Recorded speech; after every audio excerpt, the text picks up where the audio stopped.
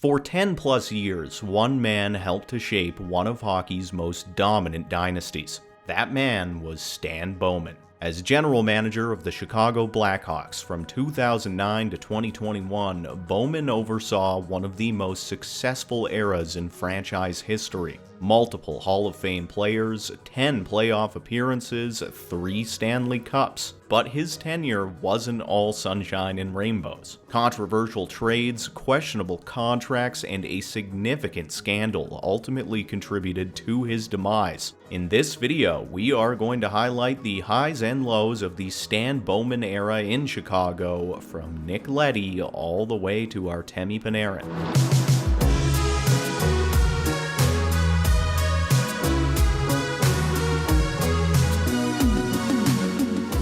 The son of legendary hockey coach Scotty Bowman, Stan was named general manager on July 14th of 2009 after 9 years and various roles within the Blackhawks organization. His tenure came in relief of Dale Talon, who was the architect behind the Hawks' young core. Joel Quenneville was already coach, Jonathan Toews was already captain, Patrick Kane was fresh from back-to-back 70-point seasons at 20 years old. Brent Seabrook and Duncan Keith were entering their prime. Patrick Sharp, Andrew Ladd, Dustin Byfuglien, and Marian Hossa were all already on the team as Bowman inherited a group beaming with potential. His first trade with the Hawks was a simple draft pick swap with the Leafs, which ended up being a hit thanks to their selection of Brandon Saad. But Bowman's first major impact on the team came on December 1st of 2009 when Jonathan Toews and Patrick Kane signed identical contracts at 5 years and $31.5 million,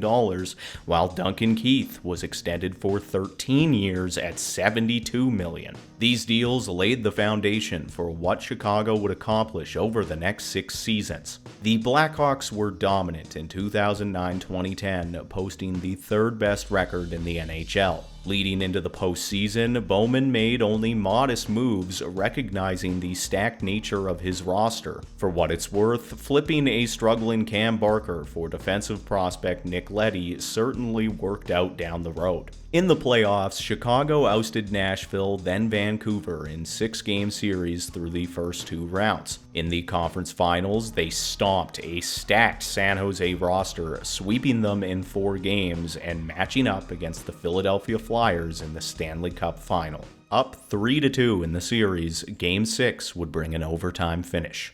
On back to be taken by Campbell. Here's Campbell handing on to Kane again. Lots of head fakes there trying to shake Timonen. Threw one in front. Oh my, it rattled around and it kicked on back and it scored! We saw no light, we saw no signal, and we're not sure if they've set a signal of a goal yet, but they are celebrating at the other end of the ice.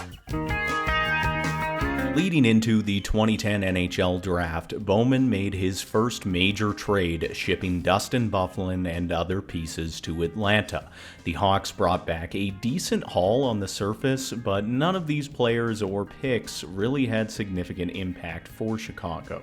It was a salary-shedding move, which they maybe lost in hindsight, but it didn't necessarily hurt them. Their 2010 draft ended up being fairly insignificant, as neither Hayes or Hall would ever play a game for the Hawks. In a draft day swap, Bowman traded their 30th overall pick to the Islanders for 2 second-rounders.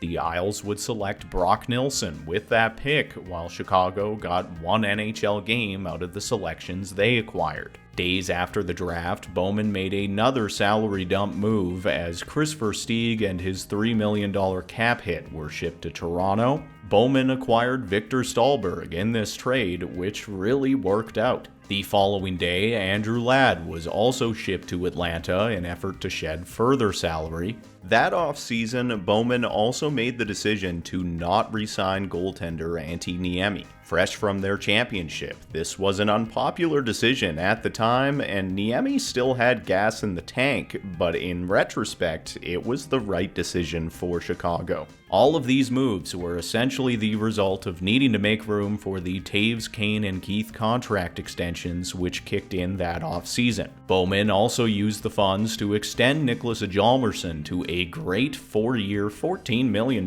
contract, throw in a few minor moves around the edges, and the 2010-2011 season kicks off. The Blackhawks took a step back in this season, finishing third in the Central Division with a record of 44-29-9. Their most notable acquisition was Michael Frolik just prior to the trade deadline in exchange for a bag of hockey pucks.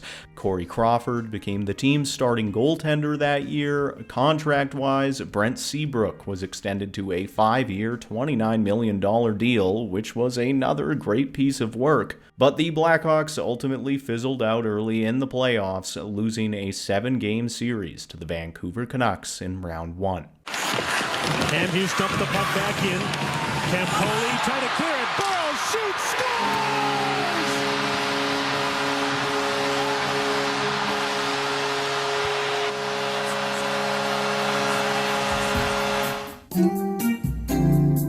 Leading into the 2011 offseason, the Hawks made further cap-shedding moves, trading Brian Campbell and Troy Brouwer. At the draft, Bowman and the Hawks hit on 3 significant picks in Philip Deneau, Brandon Saad, and Andrew Shaw. Prior to free agency, Bowman dumped Thomas Kopecky in Florida before acquiring the rights to Steve Montador, who was subsequently signed to a 4-year, $11 million deal. He would play only 52 games in Chicago as his hockey career quickly came to a close after suffering a serious concussion, eventually being bought out by the Hawks. When free agency came, Bowman prioritized depth signings in the form of Andrew Brunette and Danny Carcillo before extending Victor Stahlberg, Michael Frolik, and Patrick Sharp, all to fantastic contracts. So the 2011-2012 season comes, and the Blackhawks finish again with a similar result: 45, 26, and 11, 4th in the Central Division. That season, Bowman sent 2 draft picks to Winnipeg, acquiring Johnny Oduya, and that was pretty much it significance-wise. But the Blackhawks were again ousted in round 1, this time courtesy of the Phoenix Coyotes. At the 2012 draft, Toivu Teravainen and Vinny Hinostroza highlighted their selections, and the Blackhawks didn't really make any sweeping moves that offseason. The following year brought a shortened schedule courtesy of the NHL lockout, and Chicago was absolutely dominant. The Blackhawks started their campaign with a 16-game win streak, finishing the year 36-7-5, winning the President's Trophy. Michael Handzus was their only real acquisition heading into the playoffs, and that's all they needed. In round 1, they bested Minnesota in 5 games. After trailing Detroit 3-1 in the second round, Chicago would win games 5 and 6 as game 7 brought overtime. Filtered ahead now, and Nyquist, oh my, he's run into by Bowman. Right back ahead comes Seabrook with a shot. He scores!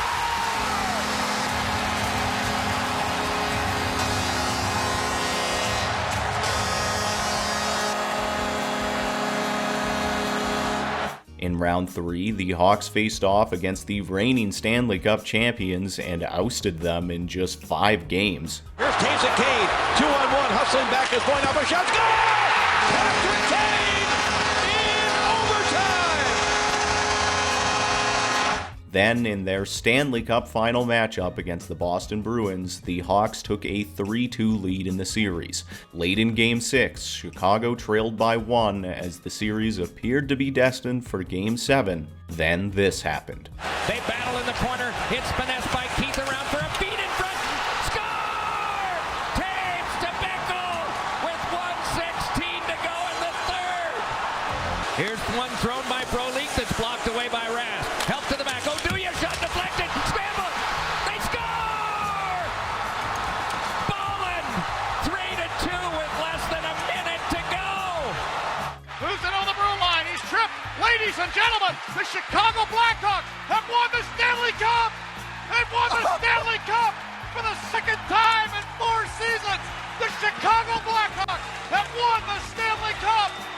The Blackhawks became one of only 8 teams in NHL history to capture both the President's Trophy and Stanley Cup in the same season. Bowman's restructuring of the Hawks roster over the previous few years was a smashing success, despite offloading multiple impact players due to salary cap limitations. He was able to fill the void by identifying discount talent and emerging prospects. But he wasn't done there.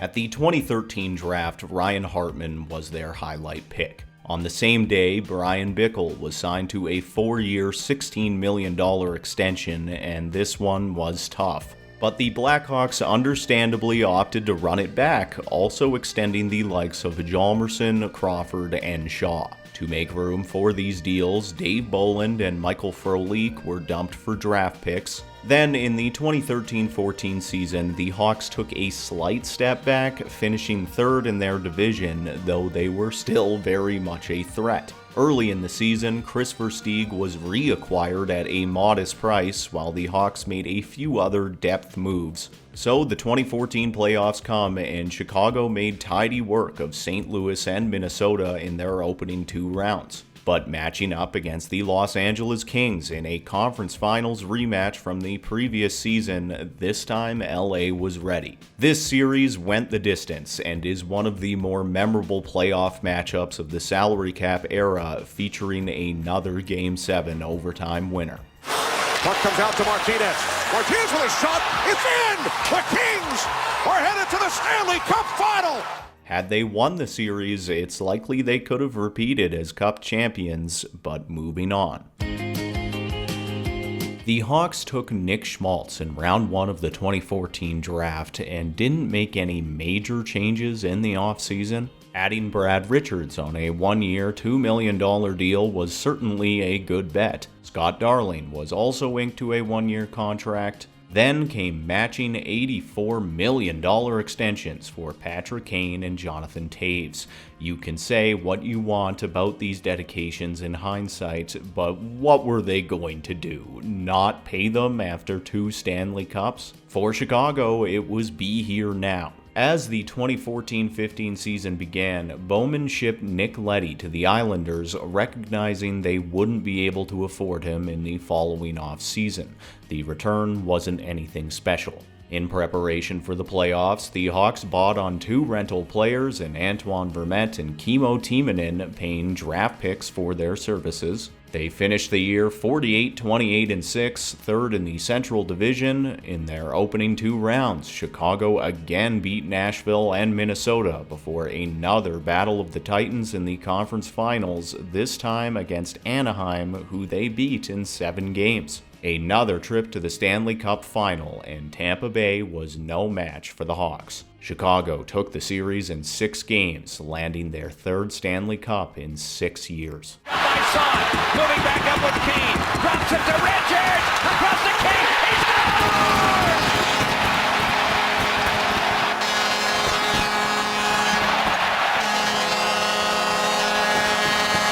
For the 3rd time in 6 years, the Blackhawks are Stanley Cup champions.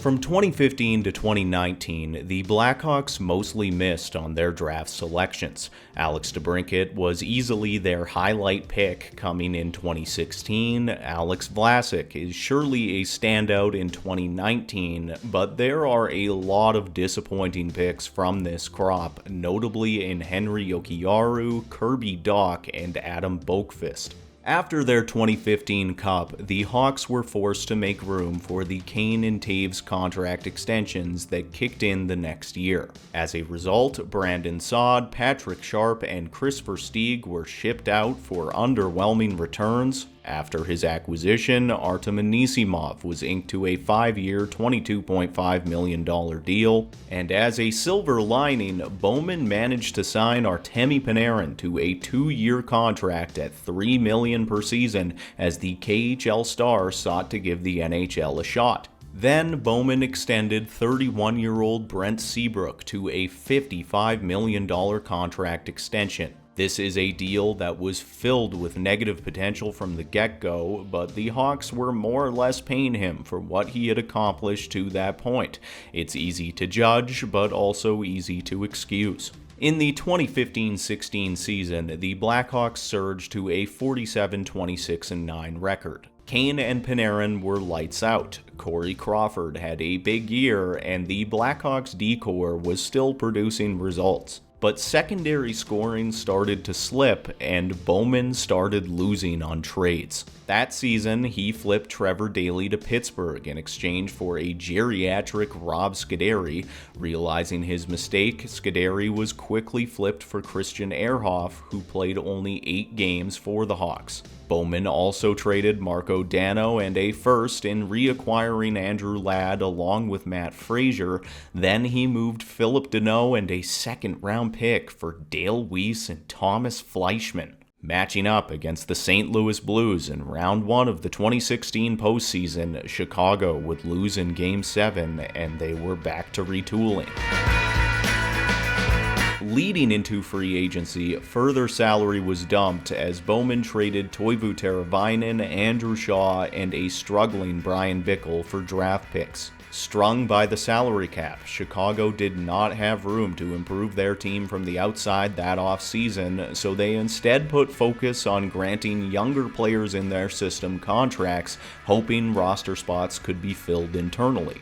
To some extent, this did pay off. The Blackhawks went 50-23-9 in 2016-17 as Nick Schmaltz, Ryan Hartman, and Richard Panik performed as impact players. Bowman did not make any major trades within this season, and the Hawks were again eliminated in round 1, this time being swept by the Nashville Predators. In that series, Chicago only managed to score 3 goals, and this would prompt significant changes in the offseason. Earlier that year, in December of 2016, Bowman extended Artemi Panarin on a bridge deal worth $12 million. But after witnessing their performance against the Predators, Bowman deemed that the team needed more grit to be a competitive playoff threat. As a result, he traded 25-year-old Artemi Panarin, who was fresh from back-to-back 70-point seasons, in exchange for a familiar face in 24-year-old Brandon Saad. They just signed Panarin months prior. They were both making $6 million a season. Saad was locked up with more term, and Bowman pulled the trigger. This was a mind-boggling move, both in the moment and in hindsight, and despite winning 3 Stanley Cups, it is arguably the transaction Bowman is most remembered for. On the same day as the Panarin deal, Chicago traded Nick Hjalmarsson to Phoenix in exchange for Connor Murphy and Laurent Dauphin, who was later moved again in the Anthony Duclair trade. That offseason, the Hawks also waved farewell to Marian Hossa, who essentially retired due to a rare skin condition, and in the 2017-18 season, multiple players took significant steps back. Duncan Keith, Brent Seabrook, and Patrick Sharp all played like they were in their mid-30s. Brandon Saad scored 35 points in 82 games. Corey Crawford suffered a serious concussion and missed the final half of the season. As their season collapsed, Ryan Hartman was traded to Nashville for the first-round pick that became Nicolas Baudin. As a bright spot, Alex DeBrincat became a legitimate NHL player, but the Blackhawks nonetheless finished 33-39-10, missing the playoffs altogether. This was a disastrous season for Bowman. In the 2018 offseason, Cam Ward was signed to a 1-year deal in an attempt to stabilize the team's goaltending depth. Brandon Manning was signed with hopes he could replace the void left by Hjalmarsson's departure, and Chris Kunitz was also brought in. The Blackhawks were maybe a better team in this season, largely thanks to massive point production from Taves, Kane, and DeBrincat, but Corey Crawford wasn't the same goalie anymore, and nor was Cam Ward. Joel Quenneville was fired after a disappointing start, but it did not lead to a turnaround in any capacity. As the team fell out of the playoff picture, Nick Schmaltz was traded to Phoenix for Dylan Strome and Brendan Perlini. To coincide, Bowman also realized his misassessment of Brandon Manning, quickly flipping him to Edmonton for Jason Garrison and Drake Caggiula. The Hawks again missed the playoffs, finishing 36-34-12. In the 2019 offseason, Dominic Cahoon and a fifth were sent to Pittsburgh for Olli Maatta. A few days later, Bowman traded a second, third, and seventh round pick for Andrew Shaw. On July 1st, the Hawks committed to Robin Lehner with a one-year, $5 million deal, letting go of Cam Ward. Henry Jokiharju was flipped for Alex Nylander in a struggling prospect swap, and Alex DeBrincat was extended at 3 years and $19 million.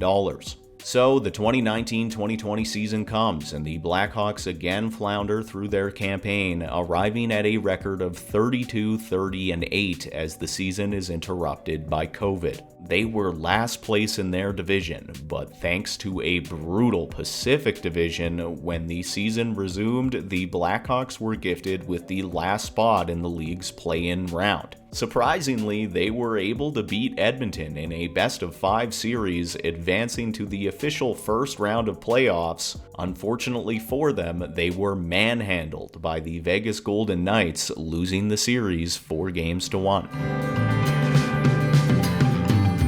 In the 2020 offseason, Bowman and the Hawks announced the team would undergo a rebuild. Bowman's own words more or less describe the commitment as a retool rather than a full roster teardown, but he put emphasis on acquiring young emerging players, and hence a proper direction was set. The Blackhawks officially waved farewell to Corey Crawford, who eventually retired. Brandon Saad and Olli Maatta were traded. Brent Seabrook's back finally gave out, forcing him to step away from the game. Andrew Shaw's injury troubles started to settle in, and in the following season, the Blackhawks let the kids play. Pius Suter, Brandon Hagel, Dylan Strome, Philip Kurashev, and Adam Boqvist all got ice time. Kevin Lankinen and Malcolm Subban made up their goalie tandem, and the Blackhawks sucked ass just as everyone had expected. That season, Bowman didn't really make the type of deals that you'd expect to see from a rebuilding team. Most of his trades were insignificant player swaps, though he did recoup some assets for Duncan Keith and somehow didn't retain anything on his contract. But in the 2021 offseason, shit hit the fan. On July 23rd of that year, Bowman sent Adam Boqvist 2 firsts and a second-round pick to Columbus, acquiring Seth Jones and a first. Jones was immediately signed to an 8-year, $76 million contract, and Bowman wasn't done there. Days later, Brent Seabrook's contract was dumped in Tampa Bay as Chicago acquired Tyler Johnson and a second-round pick. A few days after that, a $7 million Marc-Andre Fleury was acquired at a low price, fresh from his Vezina season. This was a somewhat bizarre attempt at accelerating the team's rebuild, hoping that they'd bounce back in the coming season, and it did not pan out. But before we unpack the ramifications of these decisions, we have to talk about Bowman's resignation.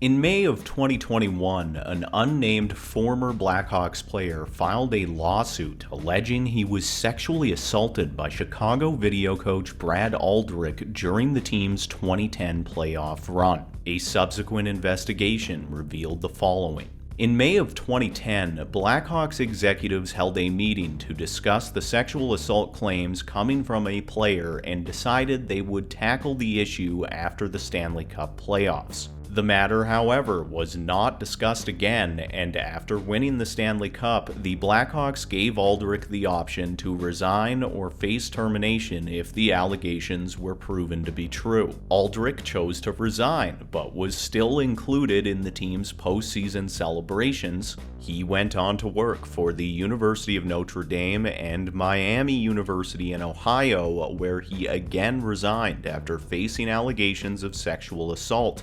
Down the road, Aldrich was convicted for having sexual contact with a minor while volunteering with a high school hockey team in 2013. There are, of course, several further details and allegations surrounding this scandal, but in a nutshell, the Blackhawks organization attempted to sweep their scandal under the rug and did nothing to warn other employers of Aldrich's alleged behavior. In October of 2021, the investigation's findings were released and Bowman subsequently resigned from his position as general manager. Days later, Kyle Beach confirmed he was John Doe. The fact that Bowman was gifted another job in the NHL is certainly controversial. His involvement in the handling of these allegations casts a shadow on his legacy with the team. But sticking to hockey, let's wrap this one up. Stan Bowman inherited a team destined for greatness. He won 3 Stanley Cups, and from 2009 to 2015, he made some great moves around the edges. Victor Stahlberg, Brandon Saad, Brad Richards, Nick Leddy, Johnny Oduya, Andrew Shaw, and Michael Frolik were all impactful acquisitions. From a drafting perspective, the Hawks did well through the early and mid-2010s, though most of their prospects would not last long in Chicago, and in Bowman's final few seasons, a lot of his picks did not work out. Talking contracts, I think there is some credit to be given here. The 5-year bridge deals that Taves and Kane signed in 2009 were absolutely massive, and despite the 13-year term, Duncan Keith's contract was also a home run. But if someone else had the job, would these agreements have been that different? I don't know. Bowman also deserves recognition for some of the supporting contracts he handed out in their Dynasty years. And in his first 6 or 7 years, he wasn't overly guilty of signing dangerous players to long-term deals. But the second wave of contract extensions that Bowman signed for Taves, Kane, and Seabrook, paired with the cap hits for Keith and Crawford, these players accounted for more than $35 million on the Blackhawks' payroll after their championships. Bowman put them in that situation, though it was arguably the cost of winning 3 cups. Talking trades, I think Bowman deserves credit for recognizing who's who when approaching his salary-shedding situations. With the exception of maybe Dustin Byfuglien, Bowman was wise with the players he saw as expendable in prioritizing the Hawks' core. Sexual assault scandal removed, for me, the biggest point of criticism in his tenure comes down to his last full year with the Blackhawks. He went from promising a rebuild to acquiring and signing 3 players making more than $20 million together? Why did the Blackhawks trade for Tyler Johnson? Why didn't they just bury Seabrook's cap hit on LTIR? Why did Bowman commit to Seth Jones for 8 years when they were trying to rebuild? Dialing back the clock further, why did they trade Artemi Panarin for Brandon Saad? They both had the same cap hit. Post-2015, the Blackhawks lacked direction, and when they finally committed to some kind of plan, they seemingly abandoned it within 1 season. Bowman is a polarizing figure. There's no doubt he made smart moves throughout his tenure, but errors and misjudgments became increasingly frequent as the years went by, which is typical for any general manager who spends 10+ years with a team. When you cross-reference his Chicago days with what he's accomplished in Edmonton to this point, it would appear that the Oilers are getting the version of Bowman that we saw from 2016 to 2021. His reputation speaks for itself. For Happening Hockey, I'm Tate Laycraft.